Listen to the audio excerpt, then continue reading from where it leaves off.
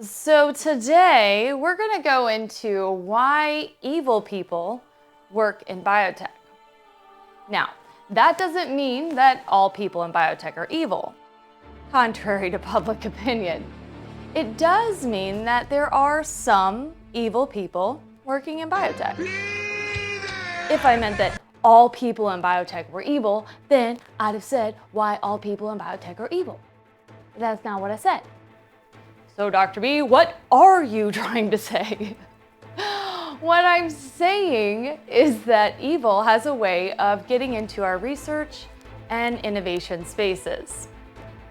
Unfortunately, the current public opinion, which once heralded the scientific community, now regards the scientific and medical communities with disdain, distrust, and skepticism. We know what is happening with situations arising in which distinguished, highly honored field experts, people we trusted and even felt connected to, betrayed us. To say that they, the evil scientists, had dishonorable intentions, that would be the understatement of the century. And if we just examine the ongoing investigation regarding Alzheimer's disease research, we can see why the general public opinion has shifted. According to Stanford University neuroscientist Thomas Sudoff, a Nobel laureate and expert on Alzheimer's and related conditions, he puts it this way: the immediate obvious damage is wasted NIH funding and wasted thinking in the field, because people are using these results as a starting point for their own experiments. In reality, the severity of this is huge. At the very least, we've invested, and when I say we, I'm talking about you, I'm talking about me, I'm talking about our hard-earned tax-paying dollars. We have invested billions of dollars on the pretenses of false hope. Over a period of decades, on top of that, essentially bringing to life Marvel's supervillains. The real question we should be asking isn't, how could this happen? It should be, why is this happening? And more frequently, and can us good guys, us good scientists, do anything about it? To answer the first question, why is this happening? Let's go back and consider the Marvel movies we all know and kind of love. I mean, maybe kind of. You may not love them after this, but I don't know, I still kind of do. So anyway, in those movies, who's the supervillain? Usually it's a wealthy entrepreneur in some sort of STEM or biotech field, right? Which made me think about how us PhDs are brought up, thinking about our career choices. So the first problem is how we're raised, not just as a child watching Marvel movies and reading comic books, but how we are raised as STEM scholars. We're kind of brought up thinking we have two options at the end of our academic journeys. Option 1. Be honorable and pursue careers in academics as professors. Or option 2, be a money chaser, money grabber, and go into industry. But here's the problem with that. We've already spent over a decade in academics. And let's face it, we are sick of being broke or working 2 jobs to stay afloat. Despite what your mentors tell you, there aren't that many professor positions available. And if they are, they want you to have a gazillion publications, centuries of teaching experience, and lots of money. Which means that you'll have to postdoc, making less than Uber drivers and yet still being driven through the ringer. If you happen to get an adjunct position, you'll find yourself hating life so bad that you'd rather be an Uber driver. In fact, I know plenty of PhDs right now driving for Uber. Where's the honor in that? I'm not saying you don't do what you've got to do. I'm just saying, haven't we paid our dues? And isn't it better for the world if we use our STEM talents? The problem with option 2 is that you'll likely find yourself in a position like I did. But let's just clear this up right now. Going into industry isn't just about the money. It's about the impact and desire to make, a big one. It's also about the amount of time we invest on our day-to-day. I don't know about y'all, but I was working 70, 80 something plus hours a week as a grad student trying to get through my stuff, which then I translated into industry doing about the same thing. Actually, probably more. So that was a false sense of hope right there. But the truth is that time is our only truly limited resource. And in the academic world, there's so much up in the air. You're on professor time, which can run sometimes slower than molasses. Playing the extended version of hurry up and wait game. It's not entirely their fault either. It's just consistently living on the edge. We're living on the edge. See, when you're at the front lines of innovation research, things don't always go to plan. There's a lot of if-thens, kind of like codes, right? We're literally pioneering, paving the way through uncharted territory. And let's face it, they call it an investigation for a reason. In some cases, it can feel like trying to solve a 30-year-old unsolved mystery.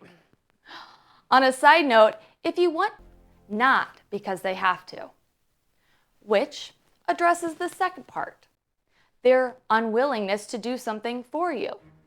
See, if you want them to want to help you with anything, you may want to consider having some empathy and how you communicate.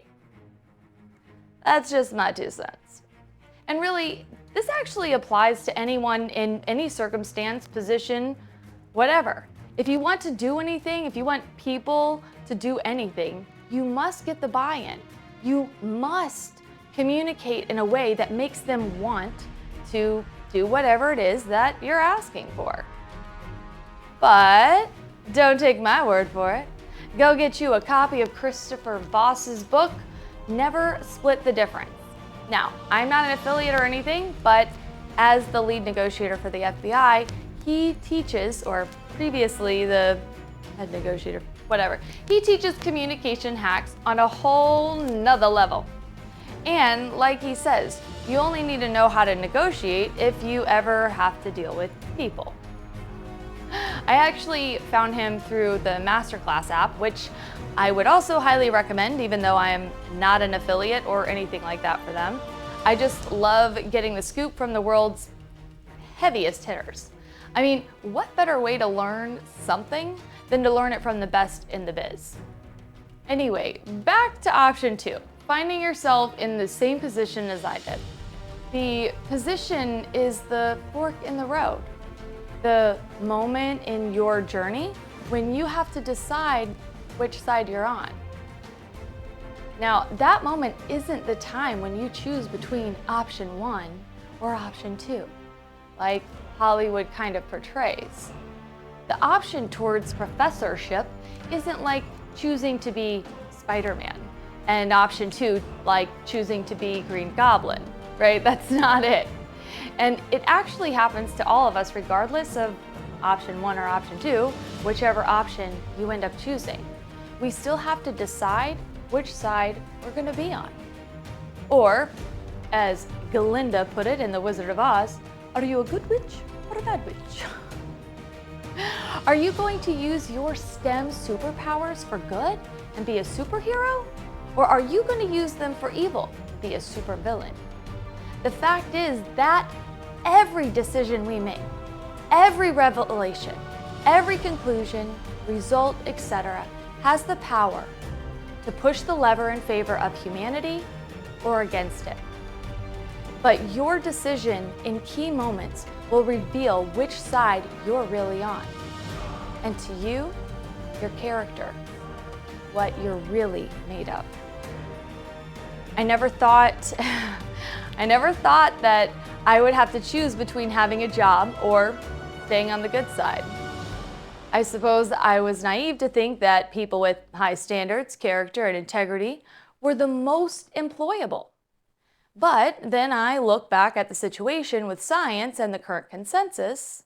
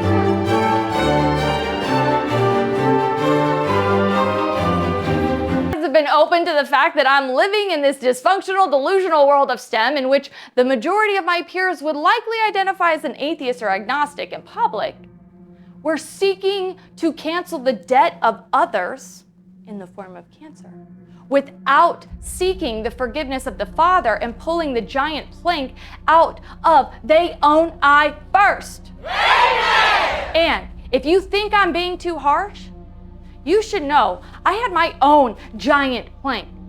I'm still trying to pull out the splinters. Y'all pray for me. Y'all pray for me now. No doubt I need it. Because I'm not, like I said, I ain't for everybody. Y'all got me all fired up, and now I've forgot what I was talking about. Bias. That's right. Fortunately, there are some things we can do about it. Turns out there are journals that help address this very problem. But I don't think very many of us know about this, right? I could be wrong, so comment below, you're late if you already knew about this. I'll drop a link in the description for some things on this too because, well, I'm pushing my time here with you guys, but I want to empower you with all the tools that you're gonna need to stay on the superhero side of science, so check them out. And the last thing I want to point out is that entrepreneurship is the only way I've found that provides both the security and freedom. I will never again depend on someone else to feed my family. I will always seek to serve people in a way that pleases God. I trust that He will provide. Now, I don't know exactly how this is going to go, but I think business ownership is the key to wisdom, wealth, and for me, the freedom to do honest research. So, my next question is, how do I start a biotech research company without the influence and without venture capital?